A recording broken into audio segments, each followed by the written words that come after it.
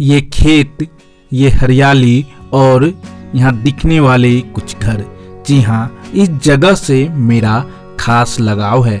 और हो भी क्यों नहीं, यह मेरा गांव है जिसका नाम कुसाहन है। तो महाशिवरात्रि के मौके पर मैं आपको दर्शन कराता हूँ यहाँ के खास शिवालय से। यह सिर्फ शिवालय नहीं है, बल्कि इसके आसपास ही बचपन में मेरे जैसे कई बच्चे इसके आसपास, इसके परिसर में खेला करते थे और न जाने कितनी यादें इससे जुड़ी हुई है। खासकर महाशिवरात्रि के मौके पर यहाँ मेला लगता है और गांव के साथ साथ अगल बगल के इलाकों से भी श्रद्धालु पहुँचते हैं। अगर आप आज भी ग्रामीण जीवन को देखना चाहते हैं और ग्रामीण रूपरेखा से मुलाकात मिलना चाहते हैं तो एक बार महाशिवरात्रि के मौके पर यहाँ जरूर आएं, क्योंकि इस तरह के मेले अब बदलते हुए समय में बिल्कुल विलुप्त होते जा रहे हैं, क्योंकि बाजार की चकाचौंध में अब इस तरह के मेले देखने को नहीं मिलते हैं। और खासकर जब मैं इस शिवालय की बात करूं तो यह काफी पौराणिक है। इसका निर्माण कब और किसने कराया, इसके बारे में अभी तक कोई ठोस जानकारी उपलब्ध नहीं है। अलग अलग तरह की किंवदंतियां आज भी है कि इसका निर्माण कब और किसने कराया है, लेकिन इस शिवालय की मान्यताएं काफी पुरानी है और सदियों से चली आ रही है। मेरी जैसे कई पीढ़ियां इसके कैंपस के अगल बगल में पली बढ़ी और इसके परिसर में खेलते कूदते हुए बड़ी हुई।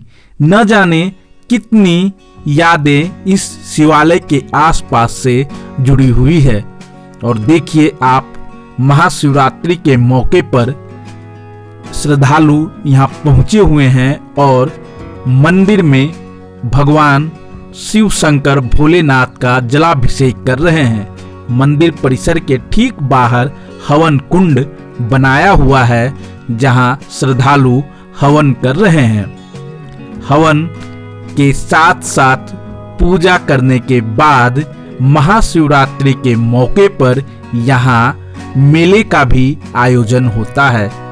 अब आप ग्रामीण परिवेश से मुलाकात करना चाहते हैं, अपने बचपन की यादों को ताजा करना चाहते हैं, तो एक बार मेरा गांव, आपका गांव कुसाहन जरूर आएं। और यह जो शिवालय है, इसकी बनावट भी काफी खास है, क्योंकि इस तरह के शिवालय हमारे जिले में ही नहीं बल्कि पूरे बिहार में बेहद कम है। क्योंकि यह सिर्फ शिवालय नहीं है बल्कि ठाकुर का आंगन भी है।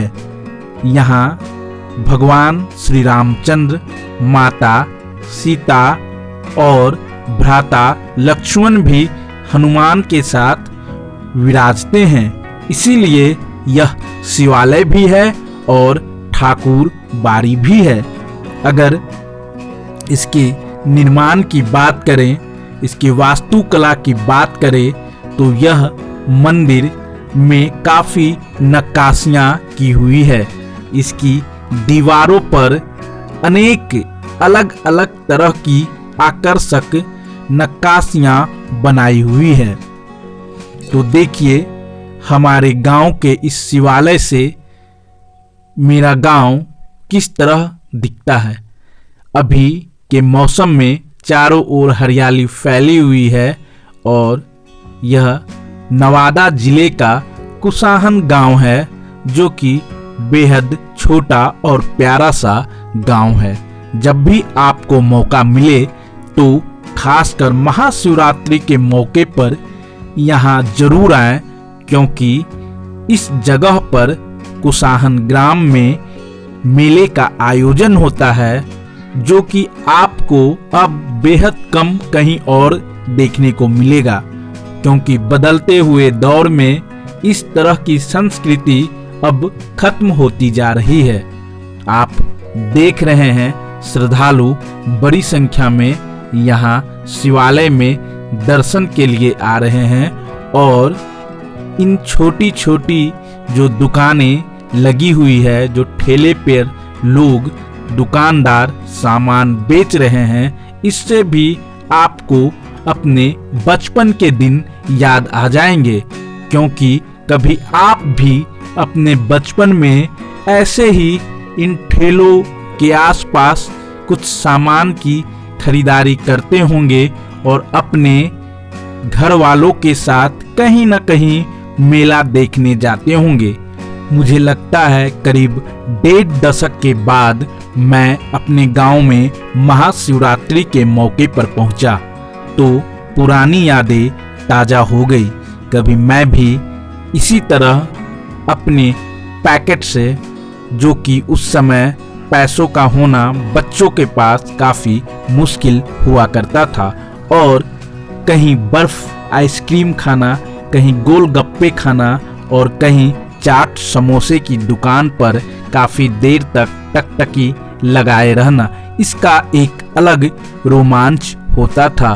तो इस बार महाशिवरात्रि के मौके पर फिर से पुराने दृश्य और पुरानी यादें ताजा हो गई।